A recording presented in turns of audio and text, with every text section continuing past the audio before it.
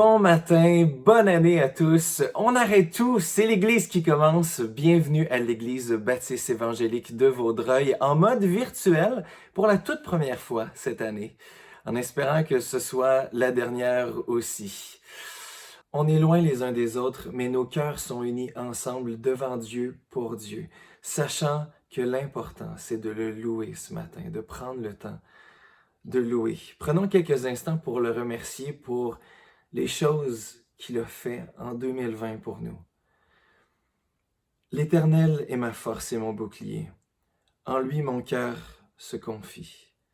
Et je suis secouru. J'ai de l'allégresse dans le cœur et je le loue par mes chants. Psaume 28, 7. Chantons tous ensemble ce matin. Hosanna. Un chant s'élève, les yeux se tournent vers toi, se tournent vers toi. L'espoir renaît, les cœurs soupirent après toi, oui après toi. En te voyant, nous retrouvons la force de vivre. Quand nous sommes en ta présence, nos craintes fuient, elles s'enfuient. Hosanna, Hosanna, tu es le roi, le sauveur, à toi la gloire et l'honneur. Hosanna, Hosanna, nous t'accueillons parmi nous. Sois le bienvenu, ô Jésus. Entends le son des cœurs qui reviennent à toi. Revienne à toi. Dans ton royaume, les vies brisées sont restaurées, sont restaurées. En te voyant, nous retrouvons la force de vivre. Quand nous sommes en ta présence, nos craintes fuient, elles s'enfuient. Hosanna, Hosanna, tu es le roi, le sauveur, à toi la gloire et l'honneur. Hosanna, Hosanna, nous t'accueillons parmi nous. Sois le bienvenu, ô Jésus. Hosanna, Hosanna, Hosanna, Hosanna.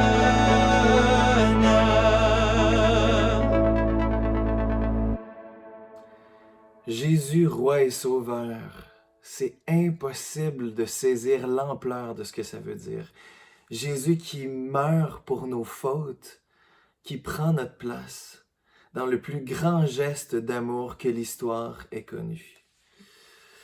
Si 2020 nous a rappelé quelque chose, c'est que tout peut basculer du jour au lendemain.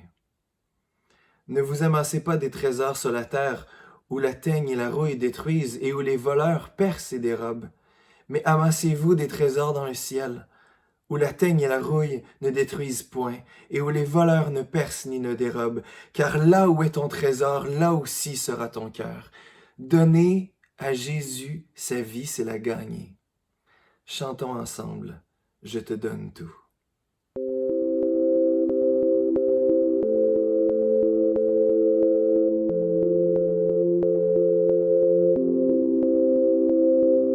Je te donne mon cœur, il ne m'appartient plus.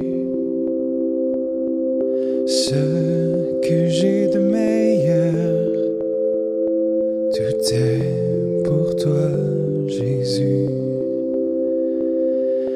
Un parfum de valeur sur toi est répandu. C'est l'offrande de mon cœur.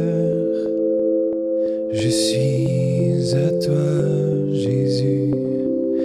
Prends mon âme, prends mon cœur, je te donne tout. Prends ma vie, me voici, je te donne tout. Mon cœur est à toi, tout à toi. Mon cœur est à toi, tout à toi.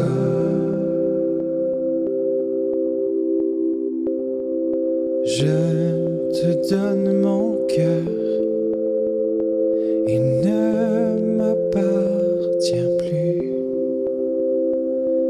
Ce que j'ai de meilleur, tout est pour toi, Jésus. Un parfum de valeur sur toi est répandu. C'est l'offrande de mon cœur. Je suis à toi, Jésus. Prends mon âme, prends mon cœur, je te donne tout.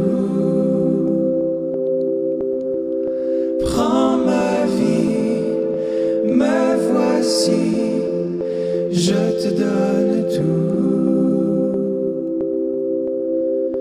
Mon cœur est à toi, tout à toi. Mon cœur est à toi, tout à toi.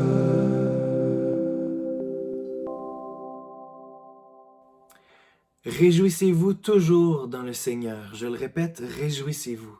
Que votre douceur soit connue de tous les hommes. Le Seigneur est proche. Ne vous inquiétez de rien, mais en toute chose, faites connaître vos besoins à Dieu par des prières et des supplications, avec des actions de grâce. Et la paix de Dieu, qui surpasse toute intelligence, gardera vos cœurs et vos pensées en Jésus-Christ. Puisse Jésus être au centre de nos vies en 2021.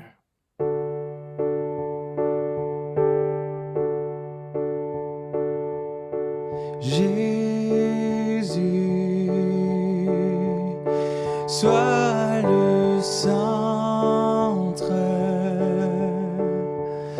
sois ma lumière, sois ma source, Jésus.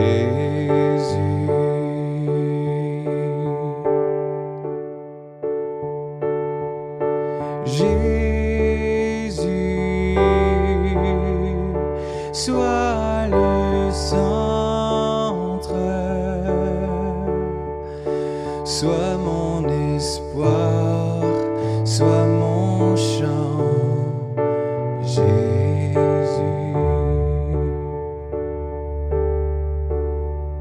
Sois le feu dans mon cœur, sois le vent dans mes voiles, sois la raison de ma vie, Jésus, Jésus.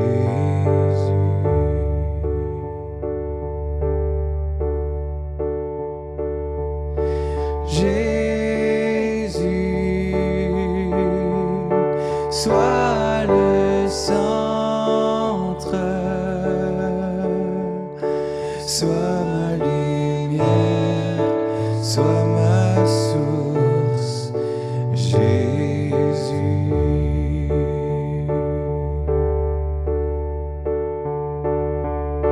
Jésus, sois ma vision,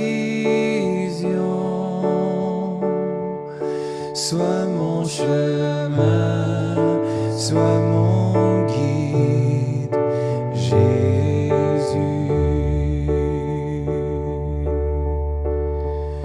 Sois le feu dans mon cœur, sois le vent dans mes voiles, sois la raison de ma vie, Jésus, Jésus.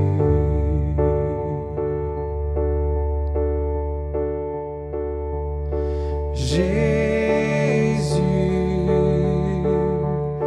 sois le centre, sois ma lumière, sois ma source, Jésus.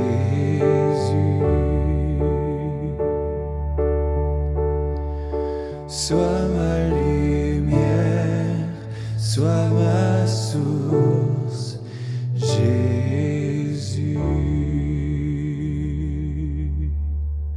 Oui, vraiment, c'est la meilleure chose qu'on peut se souhaiter en 2021, que Jésus soit au centre de nos vies. On rejoint maintenant William pour la prédication. Merci Louis. Donc c'est tout à fait un privilège malgré notre éparpillement géolocalisé. On est partout, le Suroît, partout l'ouest de l'île, Pincourt, Pointe-Fortune, peu importe où est-ce que vous êtes ce matin. Sachez-le, c'est une joie d'être ensemble, de regarder la parole de Dieu ensemble, de la considérer. On est un petit peu en train de boucler la série sur Joseph. Nous, les anciens à l'Église, on croyait pertinent de vivre en ces temps incertains, de regarder l'exemple d'un homme, Joseph, dans la Genèse. Un homme qui a vécu l'incertitude autant dans le foyer avec ses frères que dans son milieu professionnel comme vendu à Potiphar. Peu importe où est-ce qu'il a été, il a vécu l'incertitude au niveau relationnel, au niveau des tentations, les difficultés. Dans tout cela, il est encore un reflet, peut-être un pâle, mais quand même un reflet de la personne de Jésus, son œuvre. Il a été quelqu'un qui, on va voir, en faisant la conclusion, Richard a bien apporté ça il y a 2 semaines, l'aboutissement de tous ces bas, le fond du baril, enfin, il est restauré. On a vu il y a 2 semaines comment est-ce que les promesses de Dieu, on peut voir, il y a des principes que Dieu veut nous enseigner au travers de l'accomplissement de certaines promesses, telles que Dieu nous forme au travers de ces périodes, ces moments où est-ce qu'on attend la réponse divine de Dieu. Dieu demeure généreux et Dieu aussi demeure, encore Jésus est cette personne qui est le meilleur exemple, encore plus que Joseph, de voir comment est-ce que Jésus répond à tous nos besoins, à toute promesse qu'il a faite à notre égard. Et c'est pour ça que dimanche passé, je vous ai apporté un autre Joseph. J'espère que je ne vous ai pas trop mélangé en parlant de Joseph, le mari de Marie, le père de Jésus. Autant qu'on en connaisse très peu sur lui, c'était ironique de considérer le 27 décembre cette fuite vers l'Égypte. Donc un autre Joseph qui vit tout à fait une autre réalité qui, par le songe, par contre, comme le Joseph de Genèse, a pu vraiment être utilisé par Dieu pour nous rappeler encore que la meilleure exode nous vient de Jésus. Si on peut sortir de notre esclavage du péché, c'est bien encore à cause de Jésus. Donc, sans plus tarder, je lis Genèse 42. Je vais prier par la suite. Et on va examiner pas 3 réalités par rapport aux réponses aux promesses divines, comme il y a 2 semaines. Mais on va regarder juste 3 conversations qui, je crois, en cette année 2020, je prends le moment de vous le souhaiter bonne année, en ce 3 janvier 2021. C'est une chose qu'on aurait probablement eu beaucoup plus de conversations lors de rassemblements qu'on aurait espéré avoir. Mais Dieu, souverainement, de façon providentielle, préparait quelque chose d'autre. Donc, Genèse 42, on regarde dans les premiers 24 versets 3 conversations. Et je crois que c'est encore instrumental. Dieu veut utiliser ces conversations dans Genèse 42 pour nous faire réfléchir même à nos conversations, à comment est-ce qu'on peut entrevoir l'année 2021, qui est une année que le Seigneur a fait. Il n'a pas fait seulement que la journée, mais il a fait la semaine, le mois et l'année. Donc le psaume 118 qui dit ceci, voici le jour que l'Éternel a fait, qu'il soit pour nous un sujet de joie. Ben, même l'année, on peut dire, on se réjouit de cette nouvelle année, de cette nouvelle occasion de le servir, de le connaître, de le faire connaître. Donc je lis sans plus tarder Genèse 42. Suivez avec moi dans votre Bible. Les premiers 24 versets. Jacob, voyant qu'il avait du blé en Égypte, dit à ses fils, « Pourquoi vous regardez les uns les autres? » Il dit, « Voici, j'apprends qu'il y a du blé en Égypte. Descendez-y pour y en acheter là, afin que nous vivions et que nous ne mourions pas. » 10 frères de Joseph descendirent en Égypte pour acheter du blé. Jacob n'envoya point avec eux Benjamin, frère de Joseph, dans la crainte qu'il ne lui arrive quelque malheur. Les fils d'Israël vinrent pour acheter du blé au milieu de ceux qui venaient aussi, car la famine était dans le pays de Canaan. Joseph commandait dans le pays, c'est lui qui vendait du blé à tout le peuple du pays. Les frères de Joseph vinrent et se prosternèrent devant lui, la face contre terre. Joseph vit ses frères et les reconnut. Mais il feignit d'être un étranger pour eux. Il leur parla durement et leur dit, « D'où venez-vous? » Ils répondirent, « Du pays de Canaan, pour acheter des vivres. » Joseph reconnut ses frères, mais eux ne le reconnurent pas. Joseph se souvint des songes qu'il avait eus à leur sujet, et il leur dit, « Vous êtes des espions, c'est pour observer les lieux faibles du pays que vous êtes venus. » Ils lui répondirent, « Non, non, mon Seigneur, tes serviteurs sont venus pour acheter du blé. Nous sommes tous fils d'un même homme.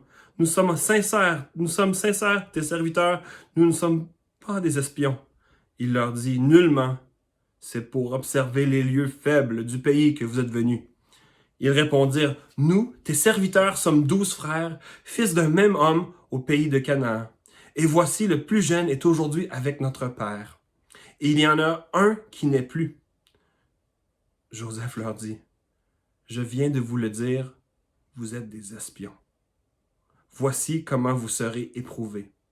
Par la vie de Pharaon, vous ne sortirez point d'ici que votre jeune frère ne soit venu. Envoyez l'un de vous pour chercher votre frère, et vous, restez prisonniers. Vos paroles seront éprouvées, et je saurai si la vérité est chez vous. Sinon, par la vie de Pharaon, vous êtes des espions. » Et il les mit ensemble 3 jours en prison. Le 3e jour, Joseph leur dit, « Faites ceci, et vous vivrez. Je crains Dieu. Si vous êtes sincères, que l'un de vos frères reste enfermé dans votre prison.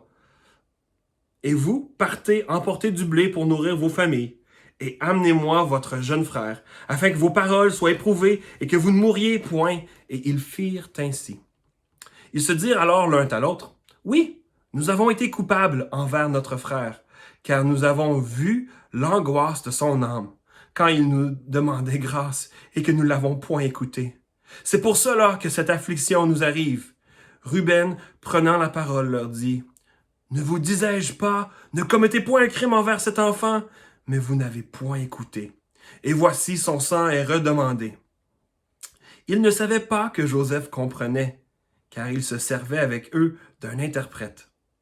Il s'éloigna d'eux pour pleurer, il revint et leur parla, puis il prit parmi eux Siméon et les fit enchaîner sous leurs yeux. Que le Seigneur bénisse sa parole ce matin. Je vais juste demander que le Seigneur bénisse ce temps. Oui, Jésus, on vient à toi, encore une fois, pas juste pour connaître l'histoire de Joseph, pour une histoire informative. On vient parce qu'on veut que tu transformes nos cœurs. On veut que tu viennes te révéler à nous, même par ta parole. En cette année 2021, on est encore en grand besoin de te connaître, de mieux saisir ta personne, ta pensée, ton œuvre, pour ensuite être capable aussi de mieux vivre en conséquence. Seigneur, cette parole, c'est cette étude que j'ai apportée, qu'on va apporter. On te demande de la bénir, on te demande d'enlever toute distraction, Seigneur, que dans cette ère où nous sommes tellement distraits par toutes les activités, les sons sonores de nos téléphones, pagettes, peu importe l'appareil qu'on peut avoir qui pourrait nous distraire, on te demande, donne-nous une concentration ce matin. Donne-nous une capacité d'entendre ta voix par ta parole. Seigneur, je suis ton serviteur, je veux être utile à ton œuvre ici, pas juste dans cette pièce, mais encore plus dans la vie de tout frère, de toute sœur de l'Église de Vaudreuil. Nous t'en prions. Amen. Donc, je vous ai parlé de cette idée de conversation. Il y a 3 petites conversations, ou 2 petites et une plus longue dans ce passage qu'on va regarder. Et par le biais des Écritures, je pense que Dieu veut encore nous informer, nous enseigner. Je nous remets en contexte. On est à bien des années plus tard depuis... Oui, ça fait 2 semaines que Richard a prêché sur Genèse 41, mais encore, il y a des années qui se sont défilées depuis que le moment où Joseph a pu interpréter le rêve du pharaon, être vraiment promu à un rôle qui dépasserait toute attente de toute personne, passer de prisonnier, aide aux prisonniers à devenir la grande promotion, être 2e au pays, gouverneur. Eh bien, c'est ce contexte. Il y a eu bien des années qui se sont écoulées. La famine a lieu, pas juste dans un pays, mais sur le continent. Donc, le pays de Canaan, où habite la famille de Jacob, vit autant la sécheresse que ce que vivent les Égyptiens. Mais les Égyptiens se sont préparés grâce non seulement au rêve, mais à l'interprétation du rêve que Joseph a offert au pharaon. Donc, famine que peut-être vous et moi, notre frigo a toujours été plein. Puis oui, il y a peut-être certaines personnes dans l'Église, vous avez eu des moments plus difficiles, mais à un point où est-ce qu'il n'y a plus zéro, pas un morceau de nourriture dans votre frigo. Je pense que parmi nous, il y en a eu qui ont vécu ces moments difficiles de disette, mais la famine où est-ce qu'il y a zéro, même pas de riz, même pas de nouilles, même pas de pain. Beaucoup d'entre nous ne comprenons pas qu'est-ce que ça impliquait pour non seulement une famille, un quartier, une région, un village, mais vraiment de façon globale. C'est un moment de crise, encore un parallèle à faire avec nous, ce que nous vivons de façon planétaire. Ces moments sont inconnus pour beaucoup d'entre nous. Mais chose que nous ne connaissons pas, bien des habitants de la Terre aujourd'hui, que ce soit sur le continent de l'Afrique ou le continent d'Asie, que ce soit en Inde ou au Pakistan, pas tous ont accès à la nourriture comme vous et moi, de simplement cliquer go ou simplement d'aller à l'épicerie chercher des choses même les plus modestes pour être capable de nourrir sa famille. La famille de Jacob vit un moment critique. Et encore dans les versets 1 et 2, c'est la première petite conversation que je voulais soulever. Cette première conversation, elle est introduite par une question que Jacob pose à ses garçons. Question que pour vous, parents qui écoutez ce matin, vous avez déjà vu vos enfants qui vous le disent. En anglais, mes enfants disent « I'm bored », j'ai rien à faire. Les gars, ils sont là, les différents 10 frères sont là, puis ils se regardent les uns les autres, puis ils ne font rien et ils ne disent probablement rien. Pour apporter solution, mais Jacob, qu'est-ce qu'il dit au verset 2? Il dit, « Voici, j'apprends qu'il y a du blé en Égypte, descendez-y et pour nous en acheter, afin que nous vivions et que nous ne mourions pas. » Donc Jacob, celui qui avait la foi, de son père, de son grand-père, Jacob est non seulement un homme de foi, mais aussi un homme d'action. Et combien de fois vous allez entendre quelqu'un dire, moi, je fais confiance à l'Éternel, le Seigneur va s'occuper de nous autres, mais qui ne fait rien.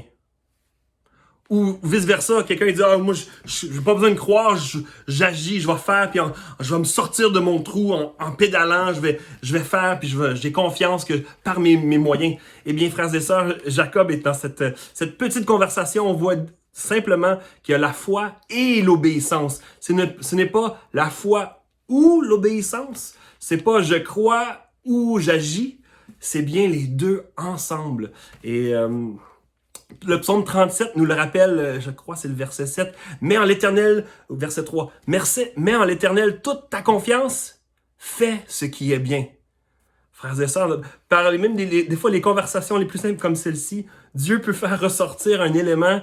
Dieu veut qu'on ait la foi et qu'on agit. C'est pas un ou l'autre.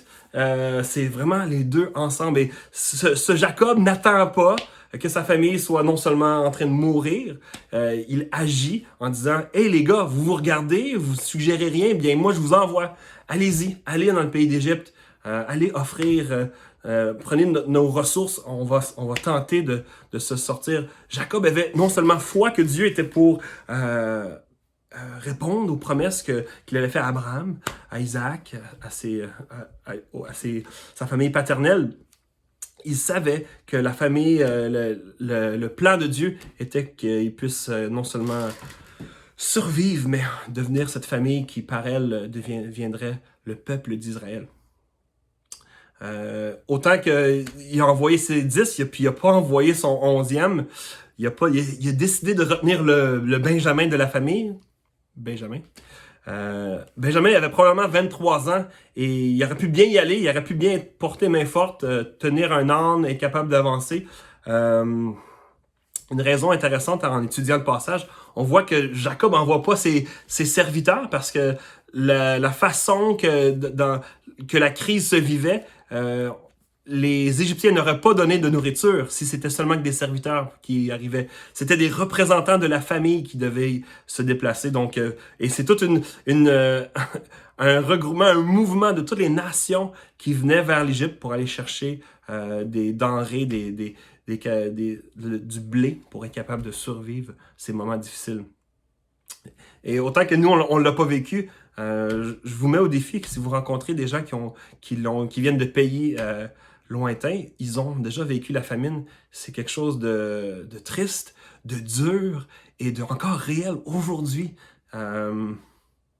Et ça me mène à réfléchir même. Est-ce que je vais avoir la foi? Est-ce que je vais agir si jamais j'avais une situation telle que Jacob? Jacob avait non seulement la foi, mais il a agi. Cette première conversation, elle est simple, elle est courte. Question, Jacob donne une direction et finalement une protection. Il va même dire, je vais garder mon cher petit Benjamin, le Benjamin de la famille. Pourquoi? Parce que je suis encore... le chat échaudé craint l'eau. Jacob se souvient fort probablement de cette dernière conversation avec Joseph qui dit, va vérifier comment vont tes frères, va me faire un rapport, va chercher de l'information et tu me reviendras avec l'information. Et de voir le dos de son fils s'éloigner pour ne plus jamais revenir. Je crois sérieusement que Jacob ne voulait plus prendre le risque de perdre non seulement un garçon suite à ces événements qu'il lui ne connaissait pas, tous les dénouements. Mais Benjamin est resté de peur que quelque chose puisse lui arriver. Mais ce qu'on veut vraiment regarder ce matin, c'est vraiment la deuxième conversation qui est beaucoup plus longue. Cette conversation qui se retrouve dans les versets 6 et 7.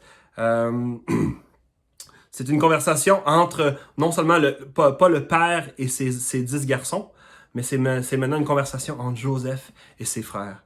Les versets 6 et 7, je les relis juste pour nous replacer. Joseph commandait dans le pays. Dans d'autres versions, Joseph était le gouverneur du pays.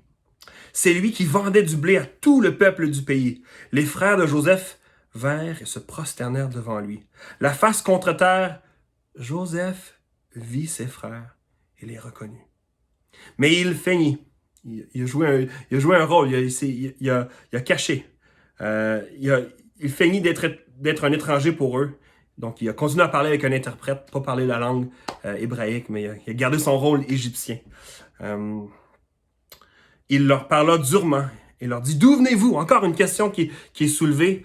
La clé encore ce matin de se rappeler en étudiant Genèse 42, c'est que peut-être vous écoutez pour la première fois cette chaîne YouTube et vous dites « Mais ok William, tu fais fi de 41, 40, 39, 38, 37. » Tout un contexte qui se place. Donc juste le mot de dire que Joseph commandait dans le pays, c'est cet établissement-là, chose que Richard a apporté il y a 2 semaines, c'est incroyable.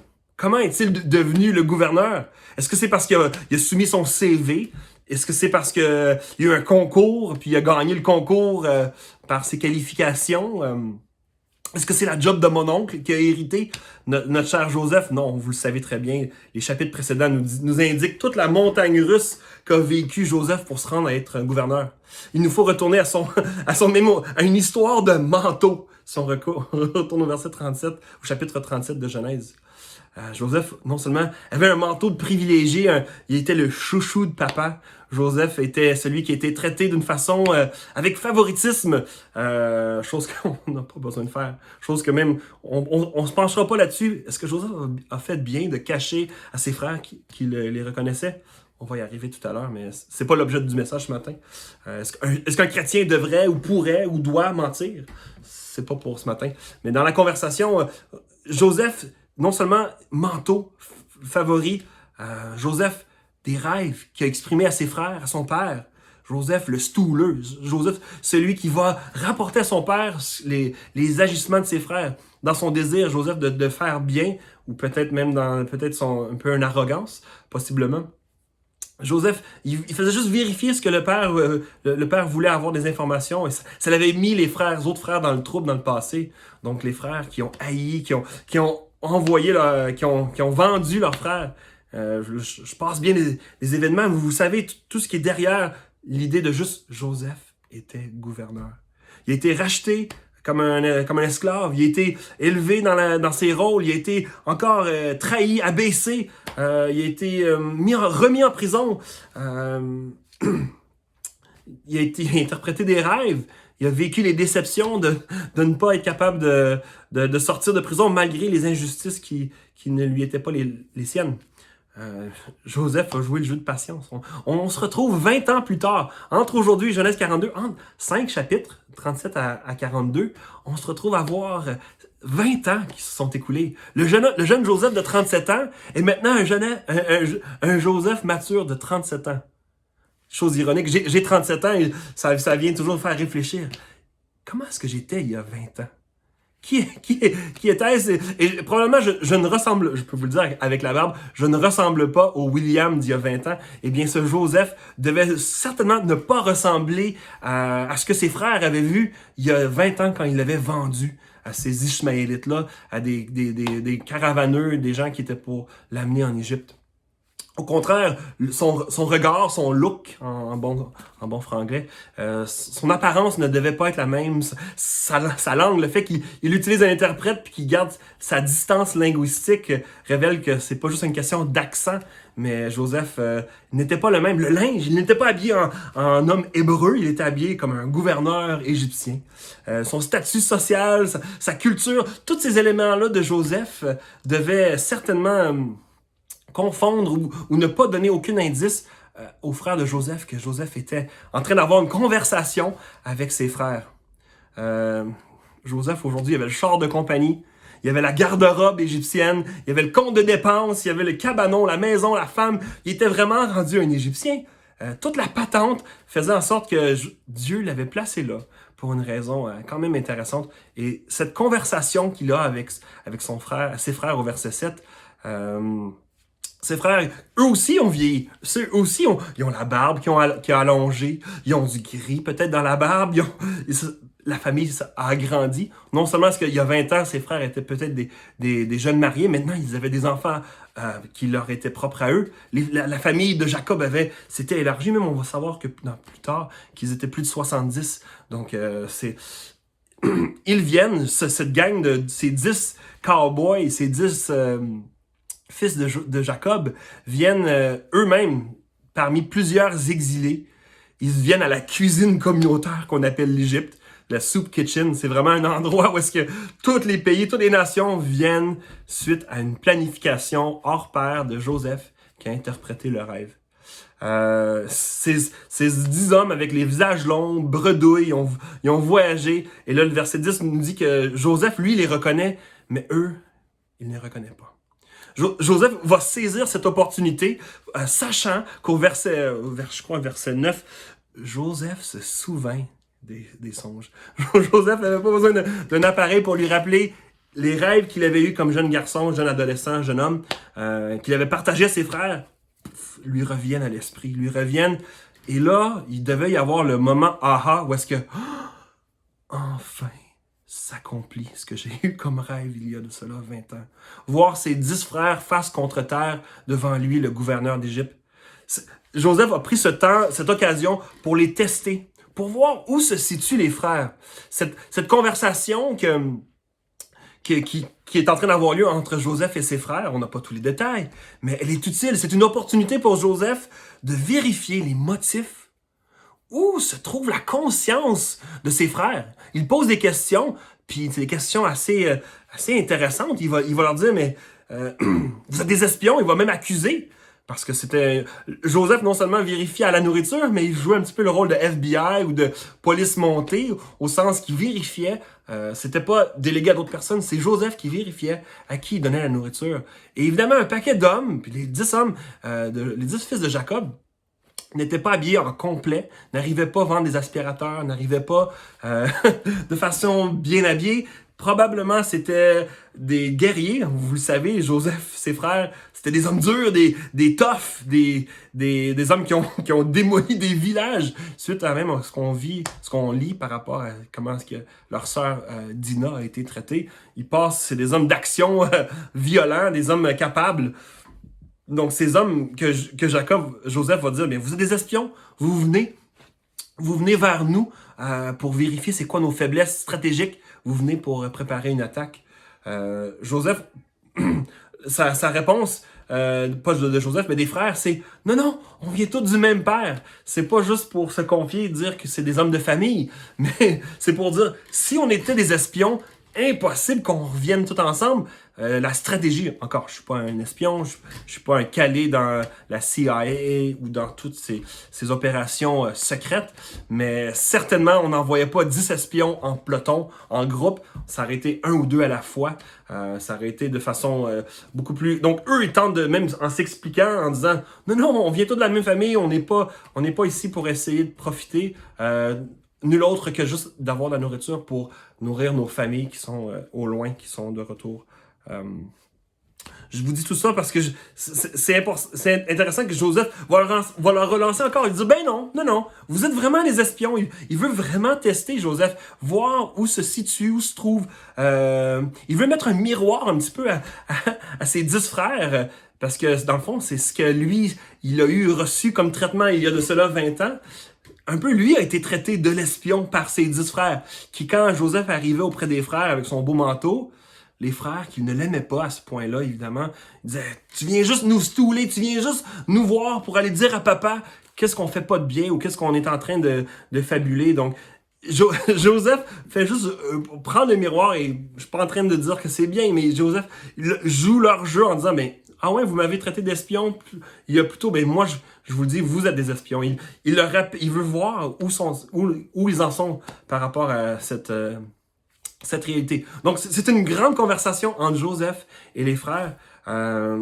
Certainement, la conclusion de cette conversation, il va y avoir 3 jours d'emprisonnement.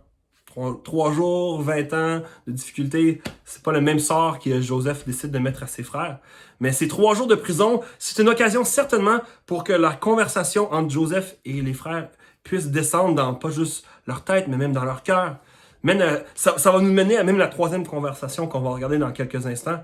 Mais leur conscience devait certainement être ébranlée. Parce que dans cette réalité de eux, même confesser, dire « On était 12 ».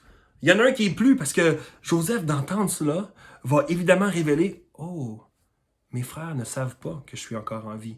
Mes frères pensent que je ne suis plus, donc je ne suis plus de cette terre, je ne suis plus. » Et le 11e est à la maison, leur dit quand même qu'ils étaient honnêtes pour révéler que oui, il y en a un autre qui est à la maison.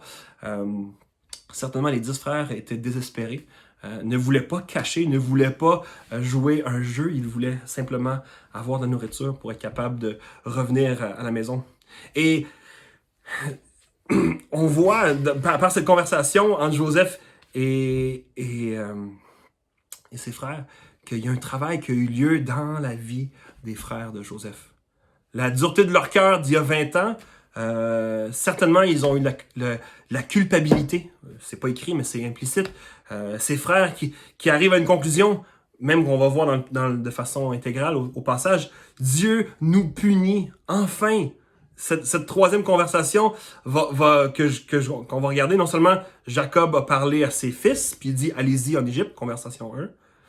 Conversation 2, Joseph, le gouverneur, va parler à ses frères, même si c'est masqué dans sa personne, il va faire une petite conversation entre Joseph et les frères. Et cette 3e conversation, c'est un petit peu une conversation à l'interne, c'est les frères qui vont se parler entre eux-mêmes.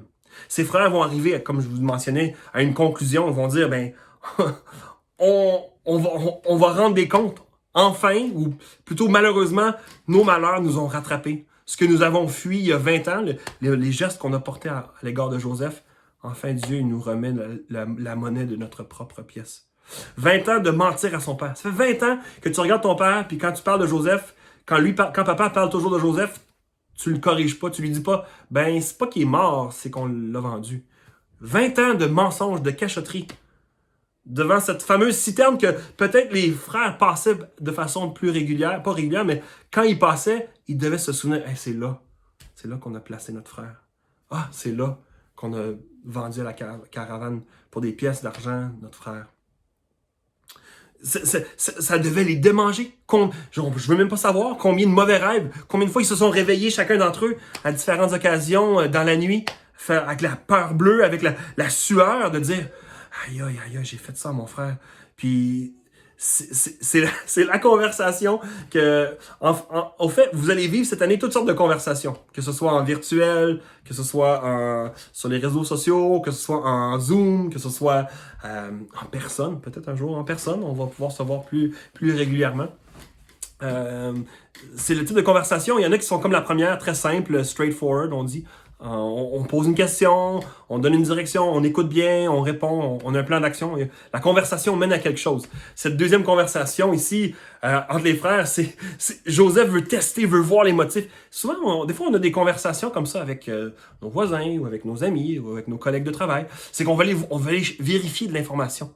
Mais cette troisième conversation, c'est quelque chose qui se fait beaucoup plus à l'intérieur. C'est une conversation qui amène même les frères à reconnaître leur culpabilité.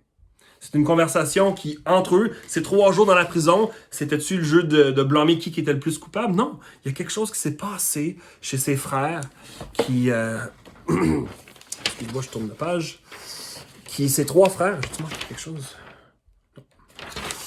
Joseph, et je vous le dis, notez-le bien, les premiers signes d'une conscience réveillée, c'est quelqu'un qui va être capable d'avouer sa culpabilité.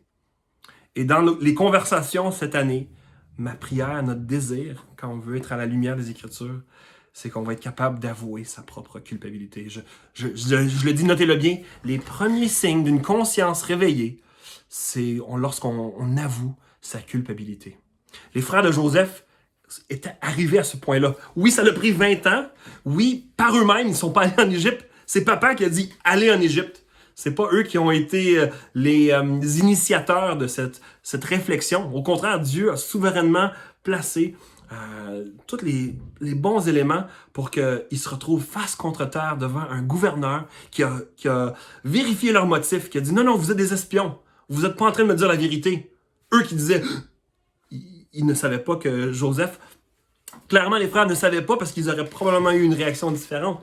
Mais ces 10 frères ont eu une attaque de conscience. Frères et sœurs, nous vivons tous avec des péchés. Les chrétiens ne sont pas différents des gens qui ne connaissent pas encore Jésus. Frères, auteurs rachetés, que personne qui écoutait ceci, qui n'est pas encore pardonné par Jésus, nous vivons tous avec des péchés de parole, d'action, de motifs, d'attitude, même d'omission. Combien de péchés que nous commettons, je n'ose même pas les compter, je ne suis pas capable de compter l'ampleur de mes péchés. Nous ne pouvons pas simplement augmenter le volume de la radio pour faire semblant que nos péchés ne sont pas une réalité.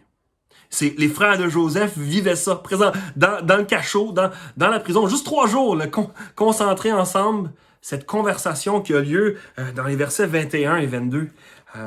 Ils se dirent alors l'un à l'autre, « Oui, nous avons été coupables envers notre frère. » Joseph n'a pas parlé de ce qui s'est passé dans la citerne ou dans la vente.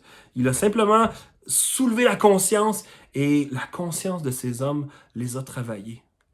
Il est non seulement impossible d'augmenter le volume de la radio puis faire semblant qu'il n'y a pas de problème dans nos vies, frères et sœurs. Il est insensé de les ignorer et impossible de les fuir. Nos péchés vont nous rattraper. Je fais un à côté, mais vous tous qui écoutez ce matin, il y a des gestes que vous avez portés, il y a des choses que vous avez faites, des pensées que vous avez eues, que peut-être vous n'avez jamais confessées. Confessées ni publiquement, mais ni même à Dieu, que vous devez faire. Vous devez.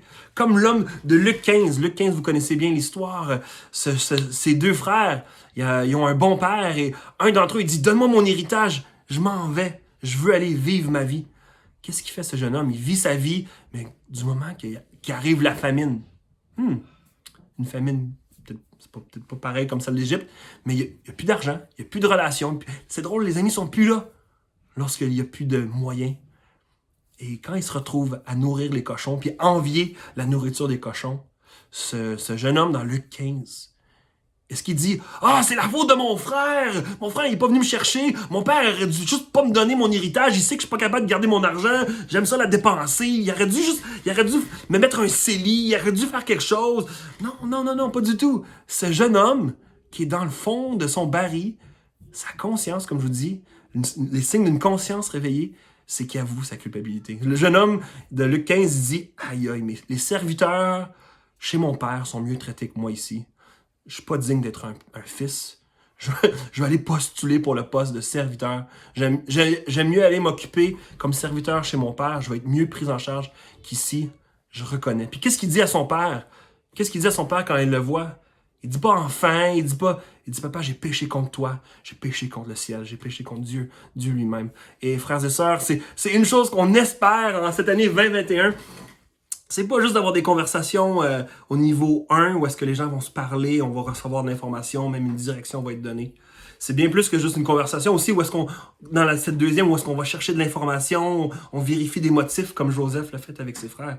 Mais c'est cette réalité de conversation numéro 3 au verset 21 et 22 où est-ce que la conscience vient nous rappeler notre culpabilité. Celui qu'ils ont offensé, c'est ça qui est intéressant. Pensez-y, les frères sont en train de venir voir celui qu'ils ont offensé, c'est celui qui tient leur vie dans la main. Donc, Joseph, celui qui est le grand offensé dans cette situation, c'est lui qui tient dans sa vie. Il aurait pu juste dire, c'est fini les gars, on vous enlève vos privilèges de tête, c'est fini. Non, Joseph avait déjà un parcours de pardon dans le processus de déjà enclenché. On n'a pas le temps de le voir aujourd'hui, mais c'est la joie. On va le lire tantôt, Genèse 50, la réalisation. Genèse 50 que j'ai photographié. Ma femme, elle l'a écrit sur un mur de craie. Là. Genèse 50, c'est le verset crucial.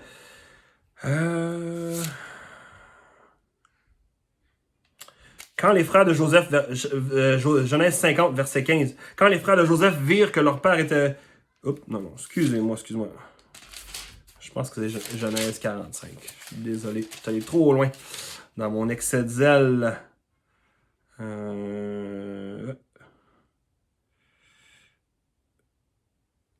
je vais juste le paraphraser parce que je le retrouve pas, mais ce que vous avez voulu en mal à moi, va dire Joseph à ses frères, une fois que le rideau va tomber et que la révélation va se faire, que Joseph va s'avouer le frère perdu, le frère manquant à la famille. Il va dire, je suis votre frère, Dieu m'a placé ici pour une raison.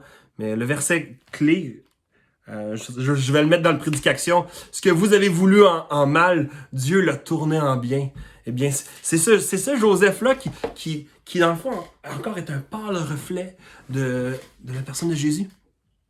Frères et sœurs, quand on pêche, que ce soit par parole, par action, par attitude, le premier offensé, c'est pas à l'horizontale, mais c'est au vertical. La première personne à qui on fait de la peine quand on pêche, on est en train de ruiner, de salir encore ce désir que Dieu a pour nous d'être à son image, pour nous d'être comme lui, et chaque fois qu'on pêche, on est en train d'abord d'offenser Dieu. Et Jésus, celui que nous avons offensé le plus par tous nos péchés, c'est lui qui tient notre vie dans ses mains. C'est incroyable à réfléchir que cette conversation que les gars, les 10 ont eue dans la prison, va les mener à quelque chose d'incroyable. Où est-ce que là, ils sont attendris, leurs cœurs sont rendus sensibles, ils sont conscients, pas juste des effets néfastes, mais ils sont brisés dans un certain sens. Ils vont retourner à la maison et là, ils vont être encore dans l'embarras, dans l'incompréhension devant le fait que l'argent a été remis dans leur sac. Le récit est incroyable.